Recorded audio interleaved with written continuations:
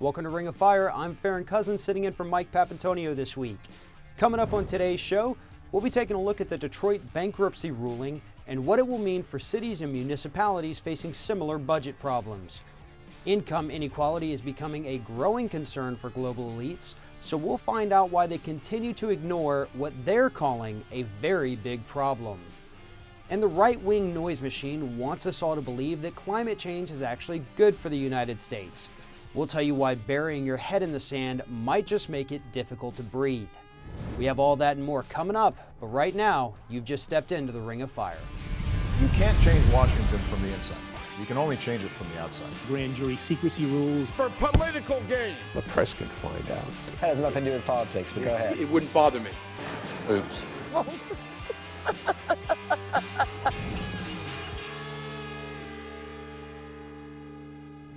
The recent bankruptcy ruling for the city of Detroit has wide-reaching ramifications beyond the Motor City.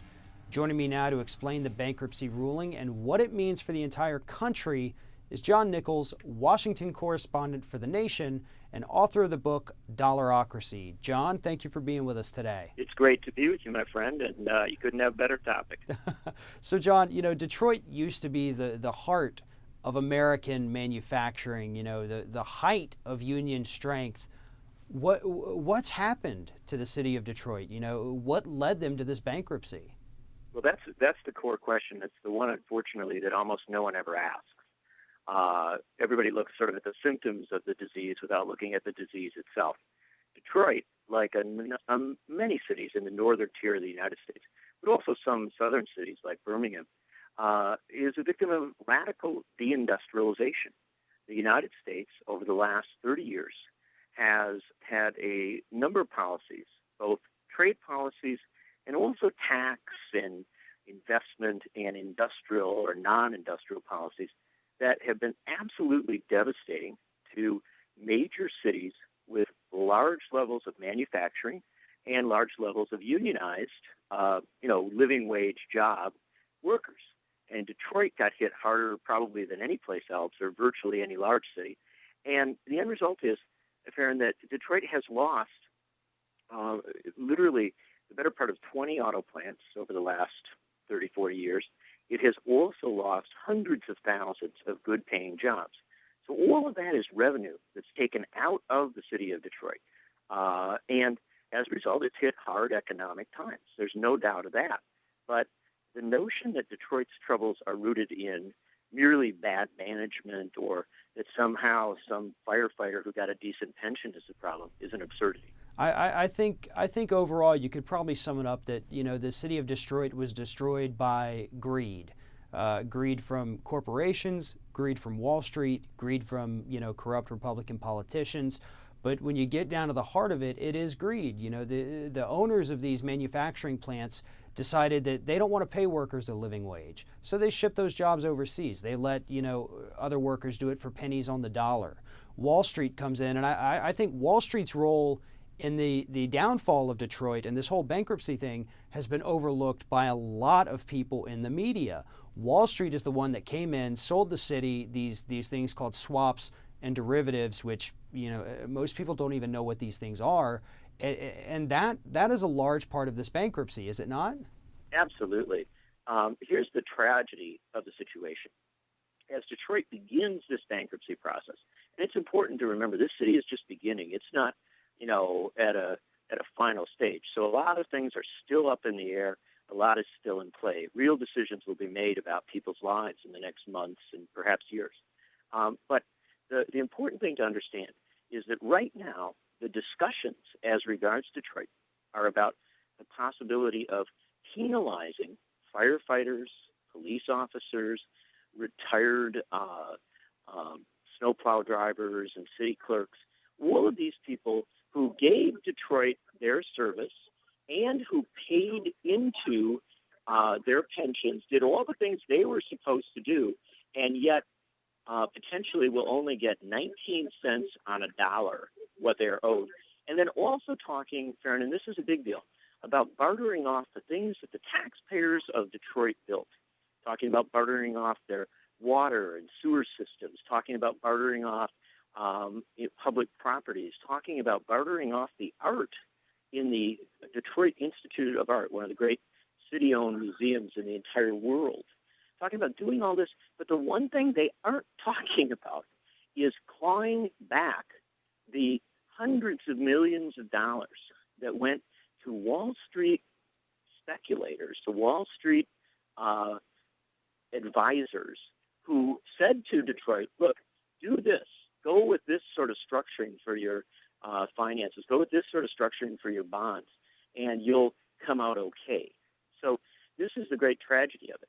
The people on Wall Street get paid up front, whereas the people in the city who actually did something useful, plowed a street, went to a murder scene, put a fire out, those are the people who we're now talking about penalizing. We've got it exactly in reverse. It should be a completely flipped order where the first order of business is to go after those Wall Street speculators, go after those folks who frankly gave unbelievably bad advice.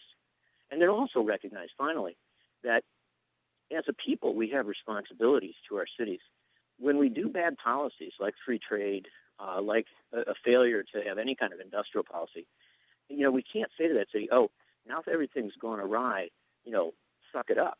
What we have to also say is, while we go after Detroit, or where we go after Wall Street, we should also be looking at how the federal government can begin to provide a measure of stability for a city like Detroit.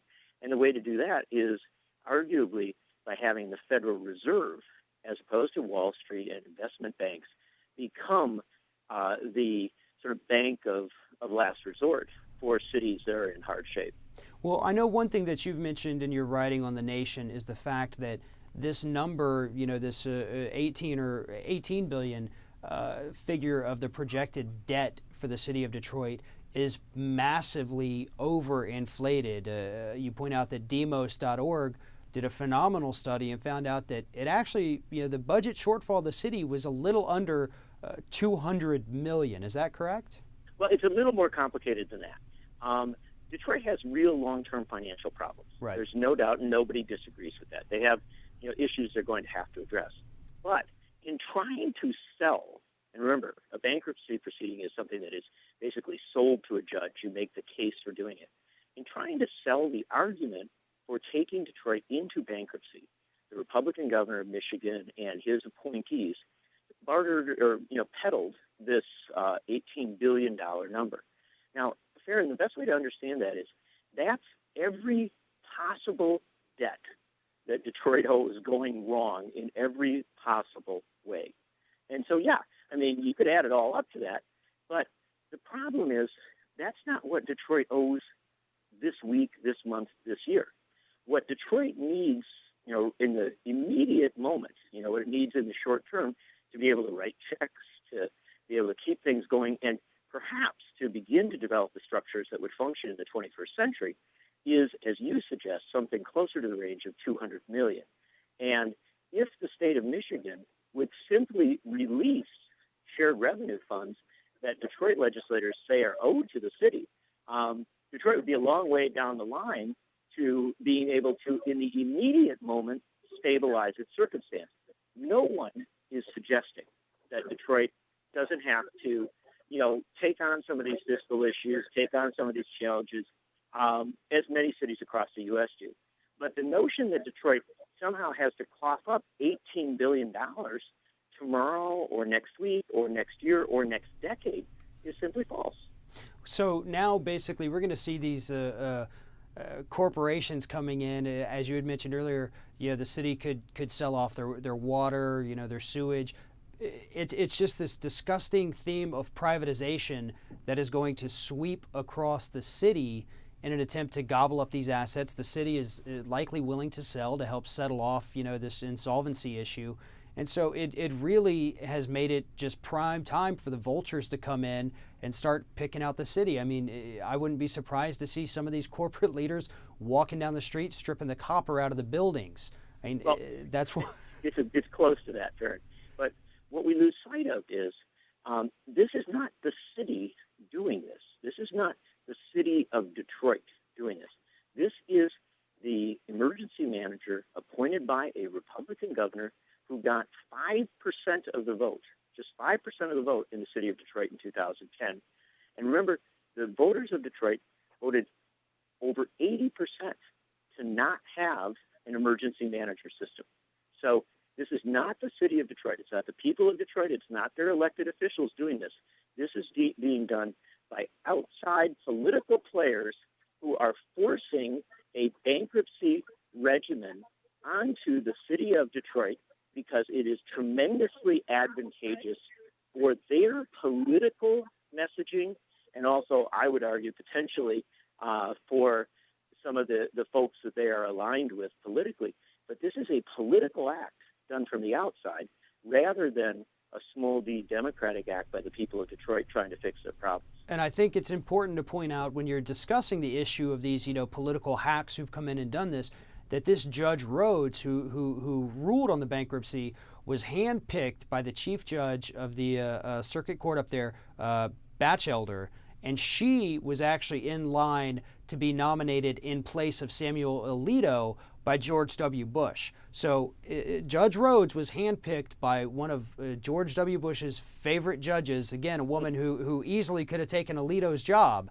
And so, from the top down, this whole thing absolutely stinks. And we've got about a minute and a half left. So, John, real quick, what does this mean for other cities in this country that are facing, similar budget problems? Well, this is the real danger, Farron. It's the thing we should all be talking about. Tragically, Detroit has been led into this process, and frankly, now it's going to be a week-by-week battle to try and protect pension rights, to try and protect assets of the city. Other cities, though, should be very, very concerned by this because, frankly, Detroit's not in the worst shape of any city in the country. There are other cities that have, tougher pension circumstances, other cities that have at least similarly difficult cash flow issues. And so if this becomes the default position for Republican governors to take their largest cities or take, even, mid-sized cities into bankruptcy as a way to radically change how those cities operate, and frankly, to take small d democracy rights away from the people and give them over to a judge or an emergency manager, don't think for a second that other governors in other states won't avail themselves of the option. Once we put this on the table as a way to solve financial problems, we end up in a situation where you will see calls for this approach again and again and again. And the worst part of it, Farron, is that in doing that, we will fail to look for the solutions that actually can help cities like this. That's the most painful part. There really are models with everything from better trade policies, a smarter industrial policy, smarter tax policies, a host of other interventions that can help American cities in a great many ways. But instead of looking at them, I fear that what's going to happen is we'll have this rush toward bankruptcies, which is very, very good for a lot of lawyers, very, very good for a lot of people who want to privatize, perhaps very good for governors who want to demonize a particular city or a particular part of their state, but very, very bad for democracy and for the functioning of our major cities. John Nichols, Washington correspondent for The Nation, author of the book Dollarocracy. Thank you so much for being with us today. Okay, take care, brother. I'll talk to you soon. Coming up, we'll find out why income inequality is beginning to scare the top 1%. I'm Farron Cousins, and you're watching Ring of Fire, and we'll be right back. You're watching Free Speech TV, a network powered by the people.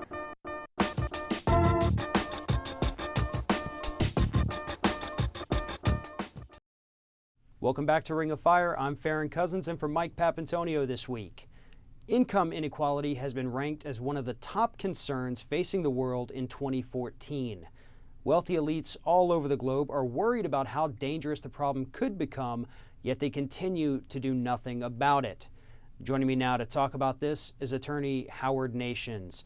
Howard, this growing problem of income inequality has gotten so bad that elites from all over the world are saying, something's got to be done. We might not be doing anything about it, but we need to address this problem. What's happening?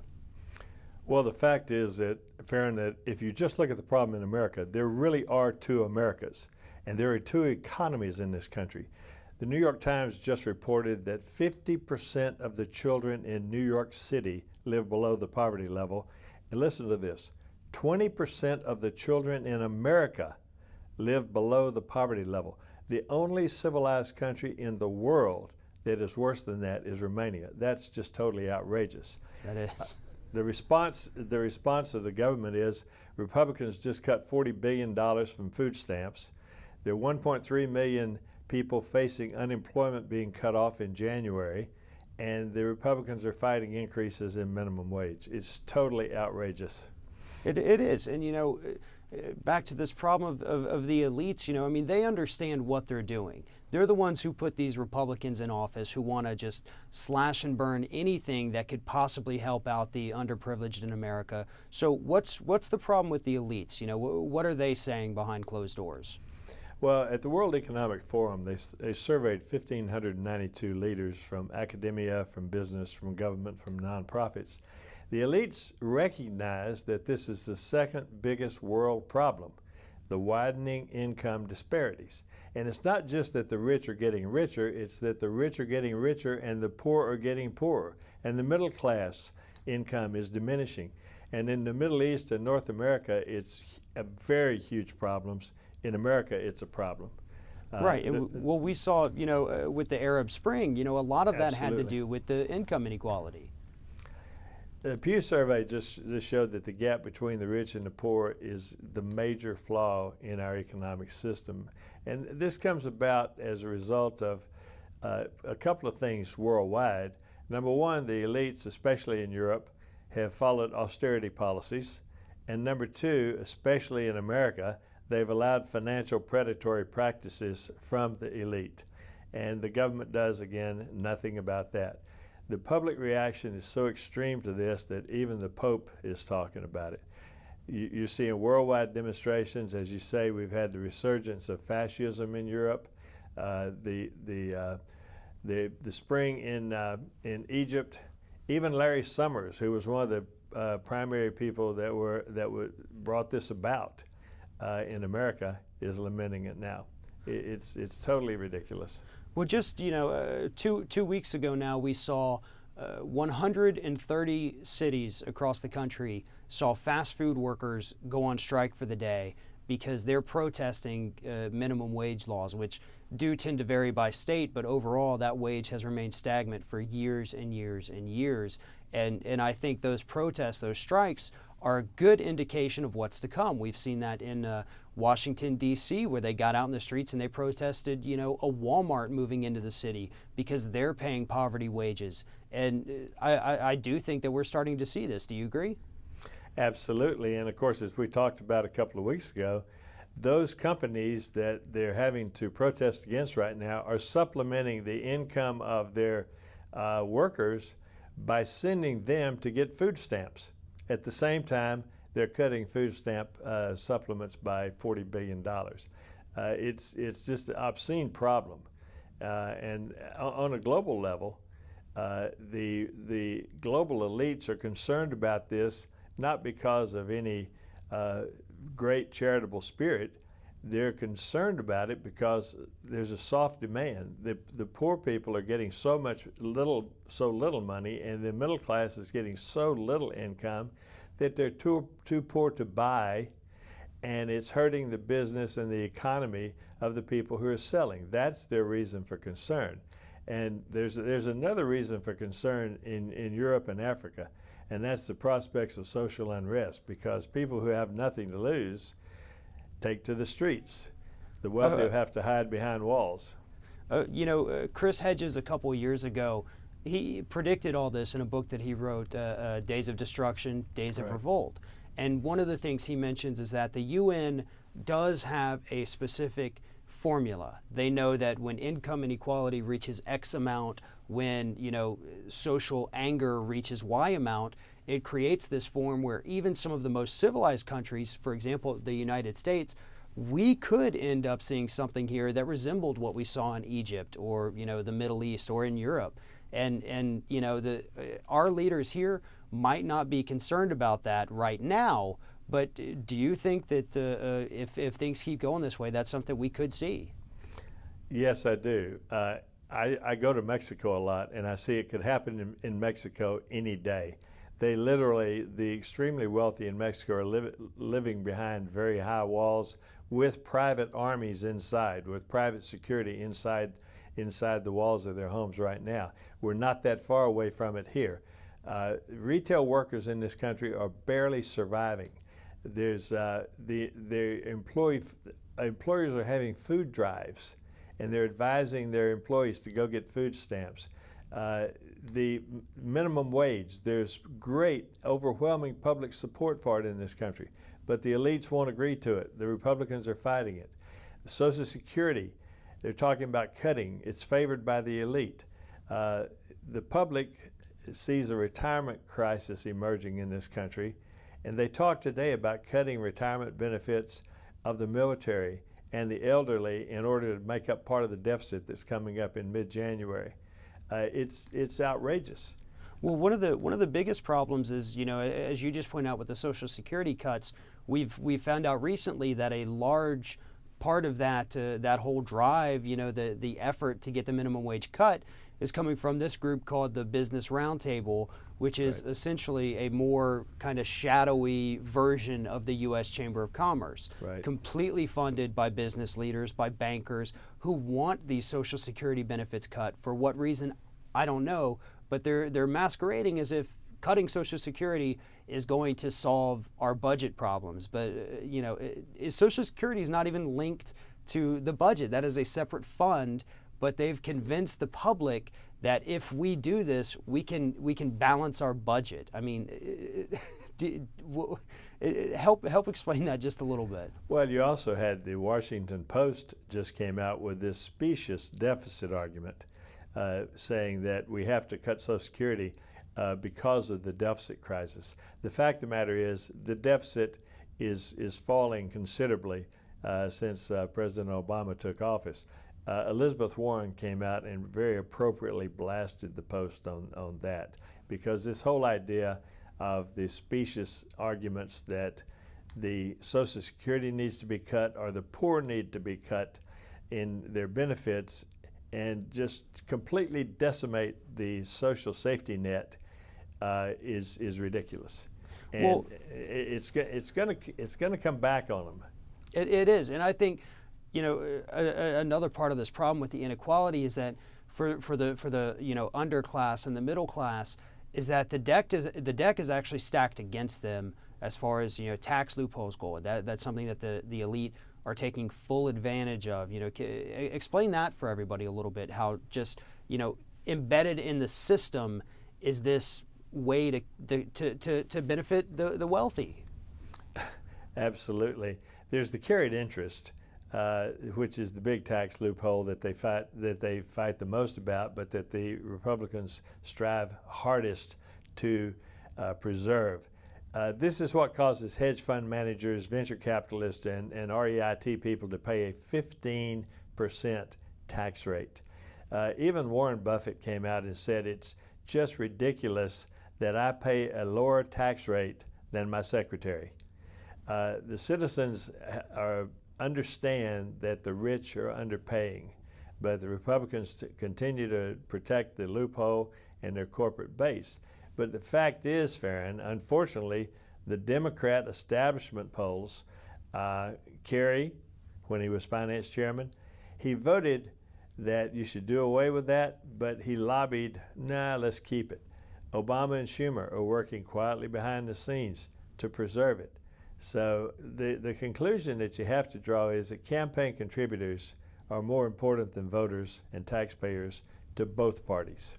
That is a very sad statement, considering the fact that anybody who's not in the top 1% or the leader of a large business group, they don't have the money to go out and hire lobbyists that some of these other folks have. They don't have the means to go out there and fight. All they can do is what we've been seeing. They've been taking to the streets. And I do want to hit, we've only got a couple minutes left, I want to hit back on the minimum wage issue, because we have seen so much fight coming from the American public on that. As we mentioned, we had 130 cities out there fighting, for fast food workers, to work, make a living wage. We're not trying to, create wealth for these people. We're not trying to just take away from elites for this, socialism that you hear the right, beating the drum about all the time. This is about making sure people can provide food for their families. This is about making sure that people can, afford health care. This is not socialism, as the folks at Fox News want us to think that it is. This is just about basically common decency. Do you agree?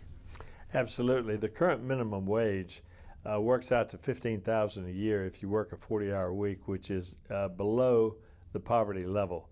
And so these are people that are working 2 jobs now and 3 jobs, literally, to try to survive. And the idea that the minimum wage now has gone back down in terms of real buying power, it is extremely low right now, and it's lower than it was 15 years ago. It's ridiculous that real income for middle-class Americans is also down, and the minimum wage is down. Now, the president is trying to raise that back up to over $10 an hour. It's the likelihood of that happening is it's just not going to happen because the Republicans are going to block it. Well, we've got an election coming up now in about 11 months, a little under 11 months. I think this public anger is going to continue. I think that we're going to continue to see a push for a living wage, and I think it's going to play a very important role in the 2014 midterms. But Howard Nations, thank you for joining us today. My pleasure, Farron. When we come back from the break, we're going to find out why Congress continues to fail to act on new gun laws, and we'll be taking a look at what the states are doing to try to overcome the stalemate in Congress. I'm Farron Cousins, sitting in for Mike Papantonio, and we'll be right back with more Ring of Fire.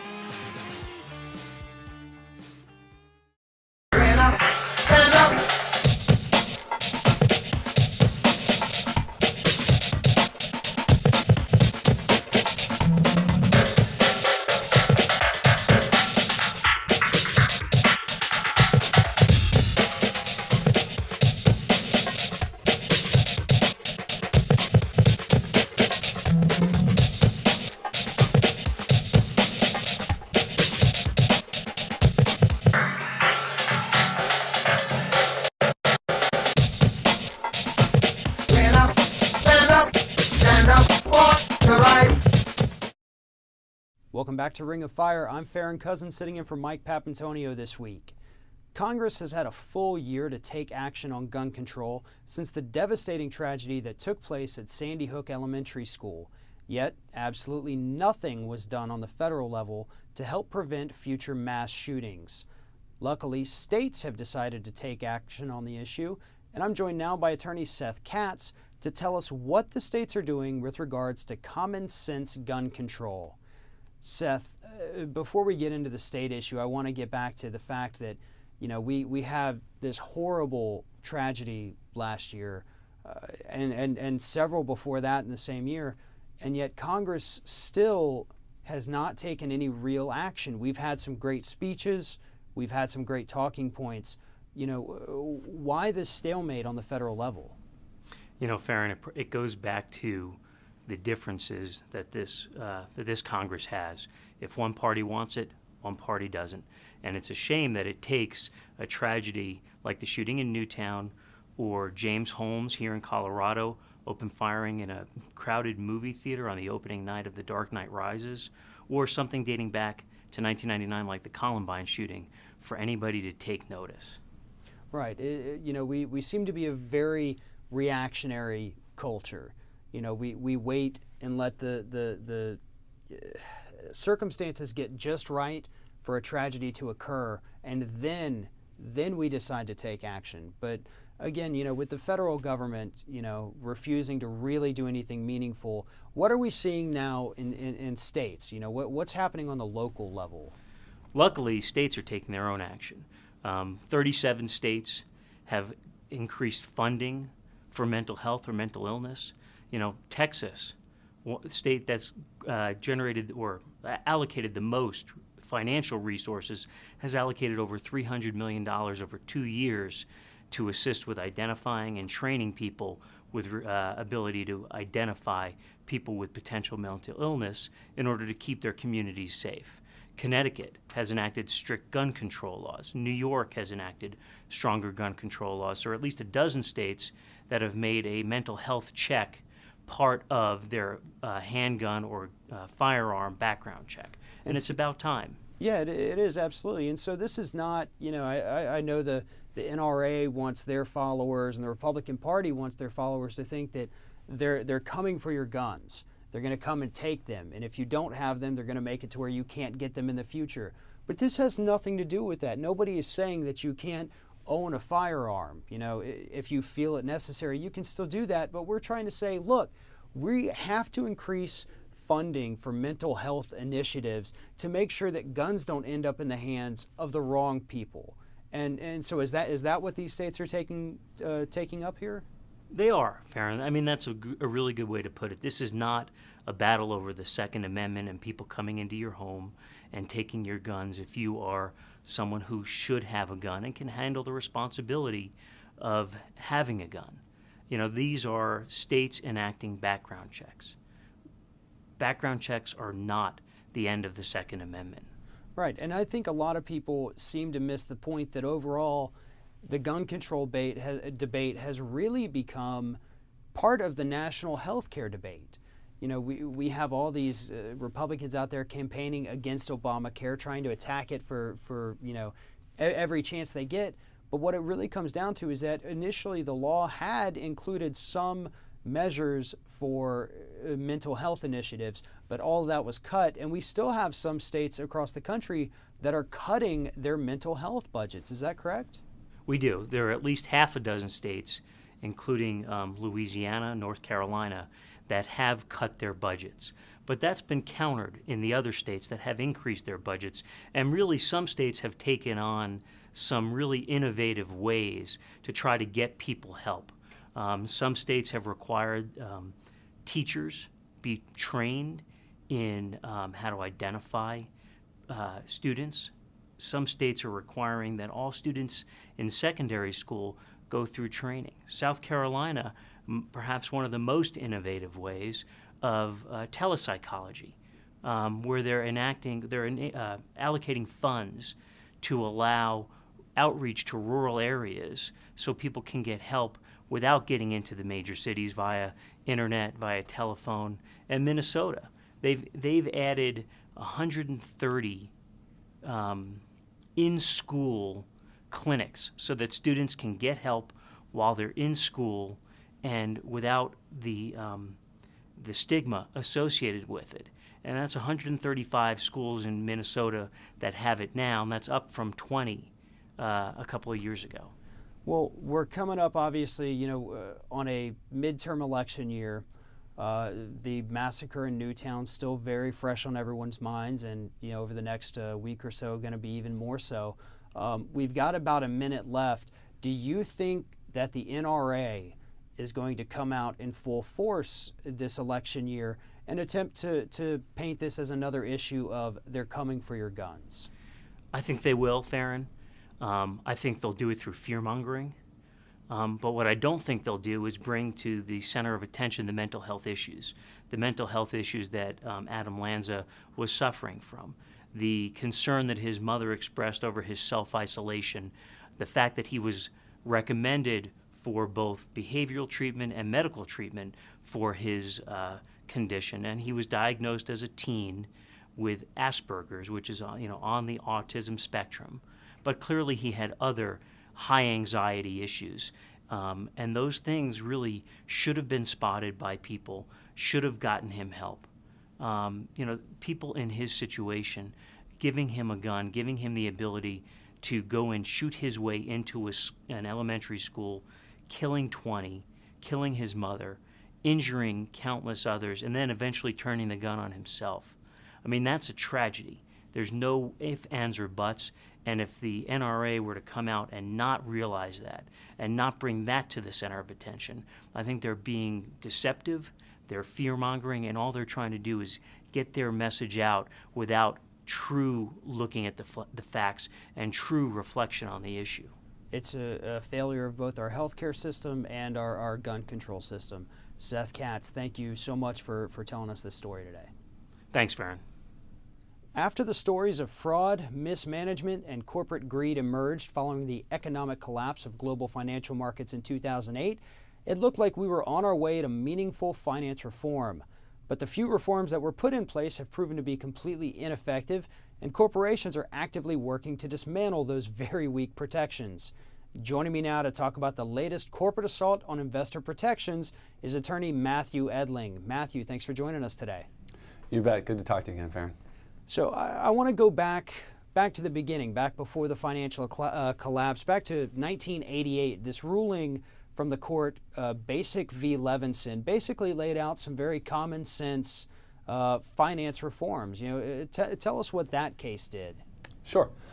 Basic v. Levinson allowed investors to join together in a class action and sue companies or individuals who defrauded the market by making a false statement that inflated their stock price or failing to tell the truth, which also inflated the stock price.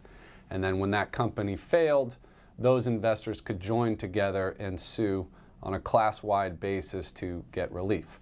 And it allowed them, otherwise who would probably not be able to find a lawyer because their losses were, relatively speaking, too small, to join, file a class case, and allow themselves to be joined under a theory called reliance on the market, meaning that the market acts efficiently, so they're all similarly situated in that respect.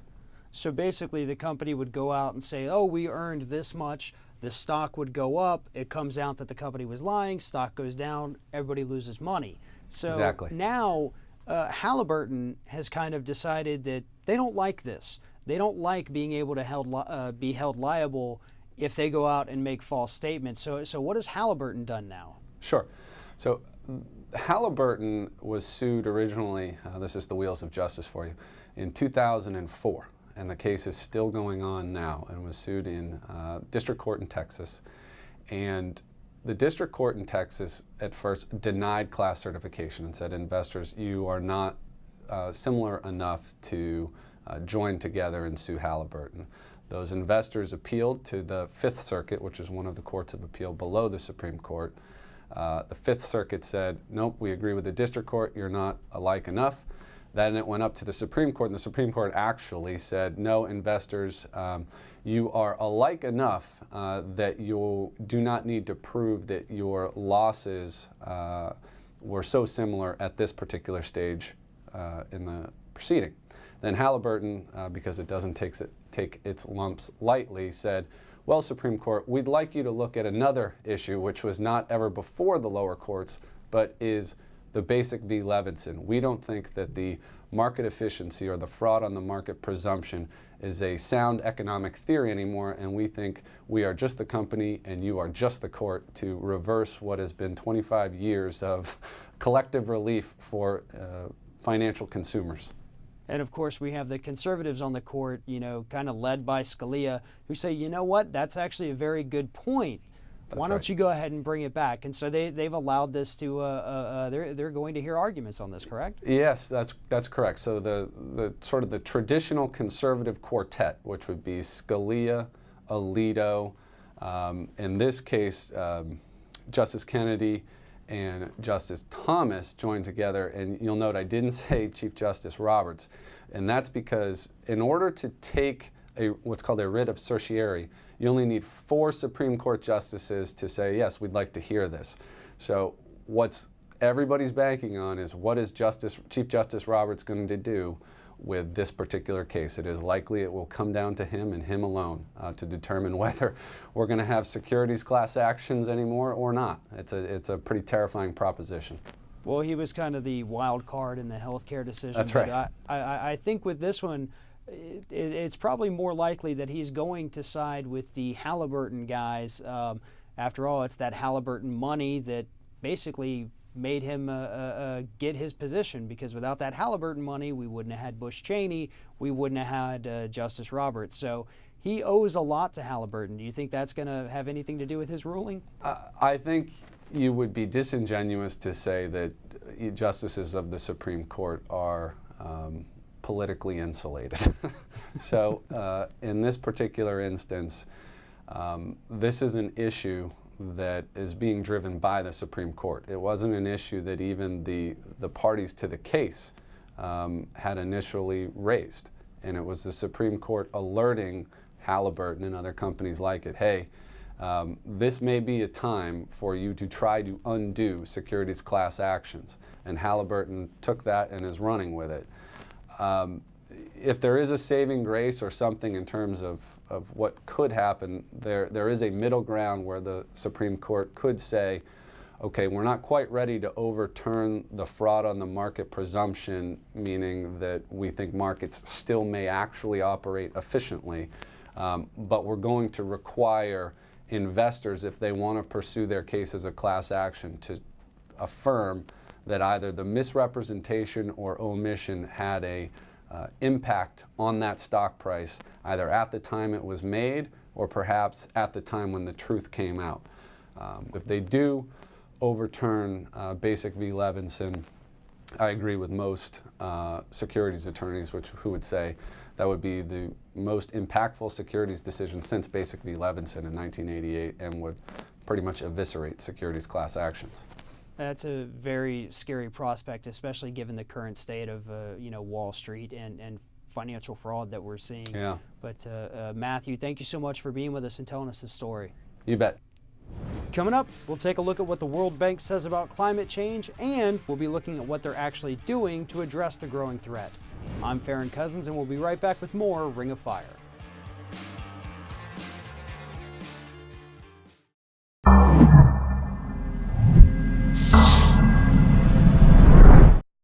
Welcome back to Ring of Fire. I'm Farron Cousins, and for Mike Papantonio this week. Global financial institutions recognize the threat of climate change and agree that it needs to be addressed.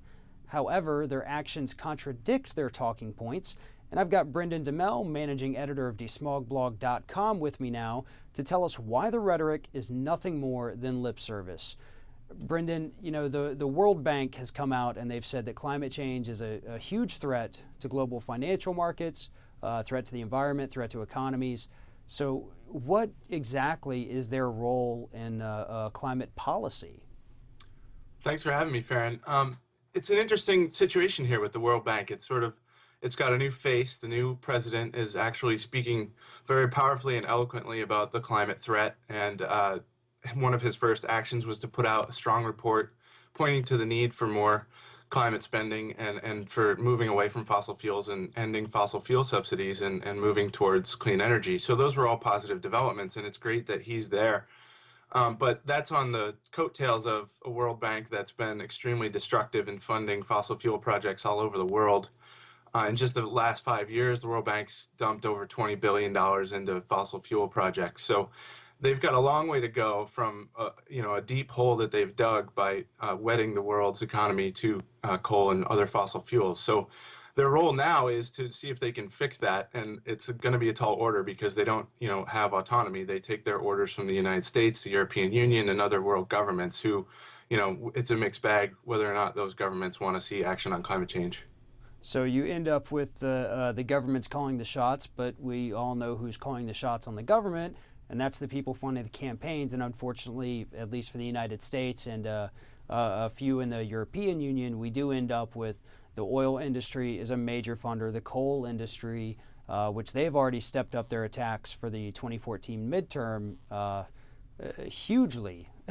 So unfortunately, I guess if that's calling the shots for the World Bank, we know who's calling the shots for the government. But I do know that the World Bank has been involved in a couple issues in the past with, investing in renewable energy. Have any of those gone anywhere? Comparatively speaking, no. When you've got twice as much investment going to fossil fuel projects, they're showing their hand and where they're actually putting the priority. So there's, like I said, a long way to go before the clean energy investments start to make a dent in the fossil fuel infrastructure that they've built, which will last for decades, certainly. And they're still putting money into fossil fuel projects. So even though this new president has a commitment to stopping to fund all but the most extreme, or coal plants in the most extreme cases when it's the only viable option, which in this hard to tell when that would be. But the fact is that the clean energy investments have nowhere near the resources or the political support. So it's going to take a huge, game-changing move by all of the world governments. The bank can't do this by itself, even with a strong leader. We need strong leaders across the spectrum.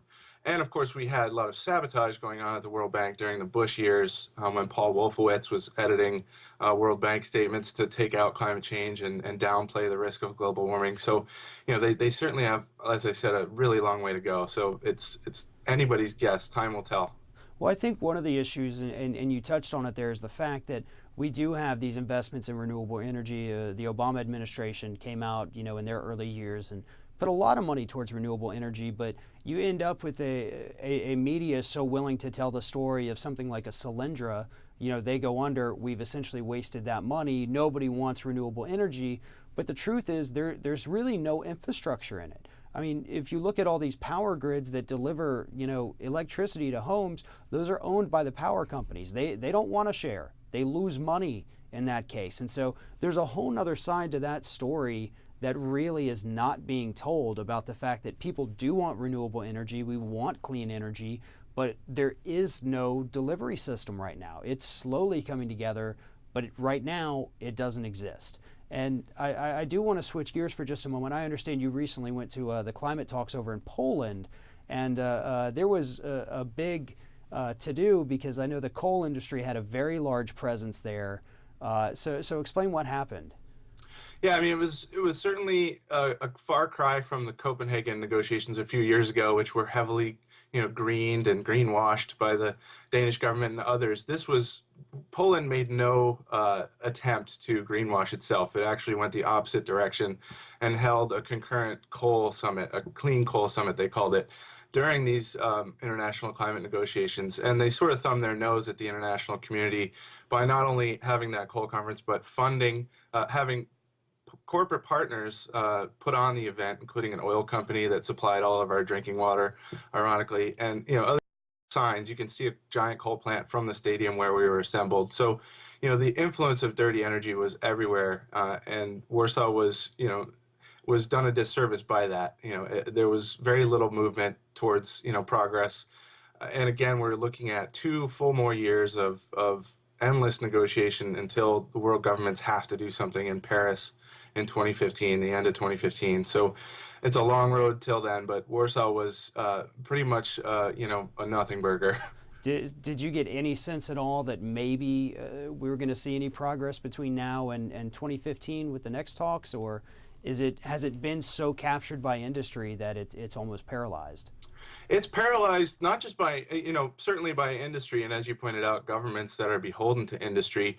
The new sort of ingredients now are that Australia, which used to be a sort of climate champion, is now gone completely 180, is led by a climate denier, and the Australian delegation was so rude and childish at the negotiations that they actually refused to negotiate, took off their suits, put on T-shirts, and ate snacks throughout the negotiations during one of the critical points in Warsaw. So we're seeing a lot more bad actors when we thought the US and Canada had that role pretty well covered.